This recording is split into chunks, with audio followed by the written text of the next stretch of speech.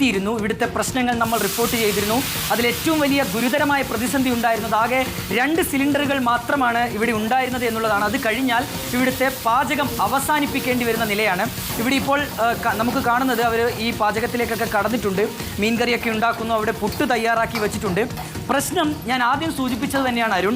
ആകെ 2 സിലിണ്ടറാണ് ഇവിടെ ഉള്ളത്. ഇത് കഴിഞ്ഞാൽ ഇവരുടെ കാര്യം, ഇവർക്ക് ഈ കട പൂട്ടേണ്ടി വരും, ഹോട്ടൽ അവസാനിപ്പിക്കേണ്ടി വരും.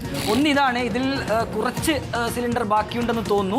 മറ്റൊന്ന് ഇപ്പുറത്തുണ്ട്, അതും എനിക്ക് തോന്നുന്നു ഇതിൽ ഏകദേശം മുഴുവനായി തന്നെയുണ്ട്. അപ്പോൾ ഇത് എനിക്ക് തോന്നുന്നു ഇന്നുകൂടി മാത്രമേ ഉണ്ടാവൂ. നമുക്ക് ഈ പോലീസ് ക്യാനിലെ ചേട്ടനുണ്ട്. ചേട്ടാ, എത്ര ദിവസം എത്തും ഇനിയിപ്പോൾ ഈ 2 സിലിണ്ടർ?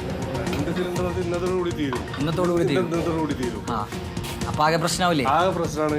കാരണം വഴികൾ നോക്കുന്നുണ്ട്, എന്താണ് എന്നുള്ളത് തീരുമാനം എത്തിയിട്ടില്ല.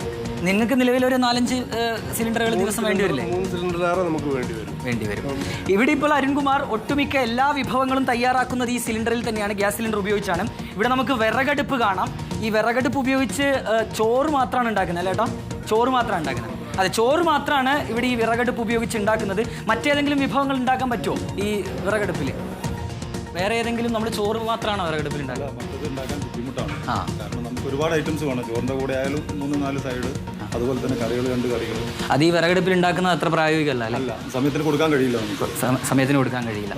ഇത് ഒട്ടേറെ പേര് ആശ്രയിക്കുന്ന ഒരു ഹോട്ടൽ കൂടിയാണല്ലോ, ക്യാൻറ്റീൻ കൂടിയാണല്ലോ. തീർച്ചയായിട്ടും. കാരണം 200ഓളം സ്റ്റാഫുകൾ തന്നെ എല്ലാ ദിവസവും ഭക്ഷണം കഴിക്കുന്നത് ഇവിടെ തന്നെയാണ്. പോലീസ് സ്റ്റാഫുകൾ കൂടാതെ പുറത്തുനിന്നുള്ള ഒരു 10-100 പേര് പുറത്തുനിന്നും വരാറുണ്ട്. നമ്മുടെ സൗകര്യം വെച്ചിട്ട് മാക്സിമം 300 പേർക്കുള്ള ഭക്ഷണം എല്ലാ ദിവസവും ഉണ്ടാക്കാറുണ്ട്. ഇതിലിപ്പോൾ നമ്മൾ ഏതെങ്കിലും വിഭവങ്ങൾ കുറക്കുന്ന എന്തെങ്കിലും തീരുമാനത്തിലേക്ക് വന്നിട്ടുണ്ടോ? അതൊന്നും ചെയ്യുന്നില്ല. ഇന്ന് എന്തായാലും നമുക്ക് ഈ സാധാരണ കൊടുക്കുന്ന പോലെ കൊടുക്കാൻ പറ്റും. ഇന്ന് കഴിഞ്ഞാൽ കാര്യം ഒന്നും പറയാൻ പറ്റില്ല. അരുൺ, അങ്ങനെ തന്നെയാണ്. നാളത്തെ കാര്യം പ്രശ്നമാണ്. ഈ 2 സിലിണ്ടറുകൾ ഇന്ന് കൂടി ഇവർക്ക് ഉപയോഗിക്കാൻ കഴിയും. നാളെ ഈ സിലിണ്ടറുകൾ ഉണ്ടാകില്ല. മറ്റേതെങ്കിലും മാർഗ്ഗങ്ങളുണ്ടോ എന്നുള്ളൊരു ശ്രമം കൂടി ഇവർ നടത്തുന്നുണ്ട്. ഏതെങ്കിലും രീതിയിൽ സിലിണ്ടറുകൾ എത്തിക്കാൻ കഴിയുമോ എന്നുള്ളൊരു ശ്രമമാണ് ഇപ്പോൾ പുരോഗമിക്കുന്നത്.